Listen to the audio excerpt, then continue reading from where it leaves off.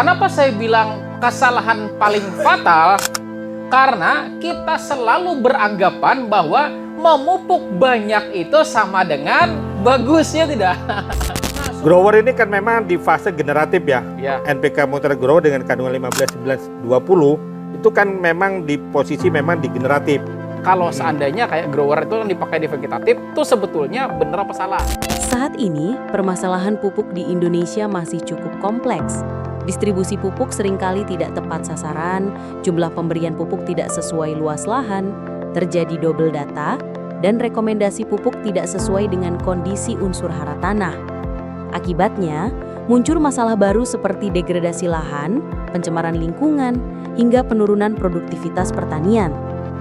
Untuk mengatasi permasalahan tersebut, pemerintah terus berupaya mendorong swasembada pupuk yang tepat sasaran melalui berbagai kebijakan, termasuk Permentan Nomor 49 Tahun 2020 tentang pupuk bersubsidi dan Permentan Nomor 10 Tahun 2022 mengenai RDKK berbasis elektronik. Salah satu implementasinya adalah program pilot project digitalisasi pemetaan lahan di Kabupaten Bangkalan yang ditandai dengan penandatanganan kesepakatan antara PT Pupuk Indonesia dan Pemkab Bangkalan mengenai digitalisasi data petani dan lahan.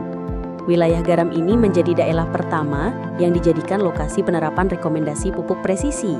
Penelitian ini dipimpin oleh Monica Faswia Fahmi, MT, seorang dosen teknik elektro Universitas Trunojoyo Madura, dengan pengalaman penelitian di bidang pertanian presisi, sistem informasi geografis, kendali sistem cerdas, dan pengembangan teknologi berbasis machine learning, deep learning, dan Internet of Things. Sistem deteksi kesuburan tanah dan rekomendasi pupuk presisi berbasis GIS. 1. Sistem mampu mendeteksi dan melakukan screening kesuburan tanah sesuai kondisi lahan. 2. Memberikan rekomendasi jenis tanaman yang cocok untuk ditanam berdasarkan hasil analisis tanah. 3. Menyediakan rekomendasi jenis dan dosis pupuk presisi sesuai kandungan unsur hara NPK. 4. Mengintegrasikan seluruh data ke dalam sistem informasi geospasial GIS yang akurat. 5. Informasi mencakup data kepemilikan lahan, luas lahan, peta lahan, tingkat kesuburan, serta rekomendasi tanaman dan pupuk. Integrasi Artificial Intelligence AI dengan Geographic Information System GIS. Fazi Mamdani, Fazi Sugeno, Rule Based Reasoning, Geographic Information System GIS. Integrasi sistem, sensor pH tanah, sensor kelembapan tanah, sensor suhu tanah DS18B20, sensor NPK, GPS BN220, ESP32U DEVK C V4, dan Web GIS. Tahapan pengujian. 1. Pengujian kalibrasi sensor pH tanah, suhu tanah, kelembapan tanah, dan NPK. 2. Pengujian kalibrasi GPS BN220. 3. Pengujian luas lahan GIS. 4. Pengujian metode AI Fazi Mamdani, Fazi Sugeno, Rule Based Reasoning. Dan 5. Pengujian di sawah, padi dan jagung area Kamal, Bangkala, Madura. Output alat. 1. Informasi kesuburan tanah dari data sensor pH tanah, suhu tanah dan kelembapan tanah berbasis Fazi Mamdani. 2. Rekomendasi jenis tanaman yang cocok untuk ditanam berbasis Rule Based Reasoning. 3. Rekomendasi jenis dan dosis pupuk dari sensor NPK dan luas lahan yang dihitung di web GIS berbasis Fazi Sugeno. 4. Database kepemilikan tanah, luas lahan, letak koordinat lahan, dan peta spasial lahan yang ditampilkan di web GIS.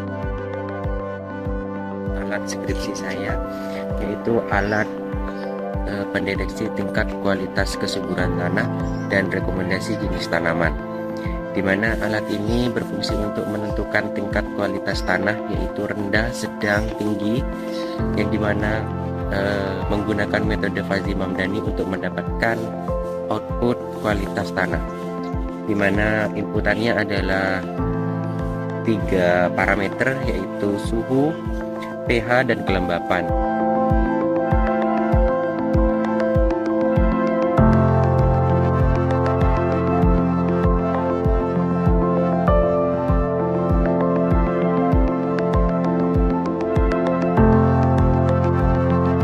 telah tercatat pada Direktorat Jenderal Kekayaan Intelektual DJKI berupa hak cipta dengan nomor pencatatan 000804771. Telah dipublikasikan dalam Proceedings Internasional IEEE BTS 2C yang terindeks Scopus. Kesimpulan 1. Sistem deteksi kesuburan tanah dan rekomendasi pupuk presisi berbasis GIS berhasil dirancang dan diimplementasikan untuk mendukung konsep pertanian presisi dan berkelanjutan sejalan Master Plan Pengembangan Pertanian Presisi Kementerian Pertanian 2023. 2.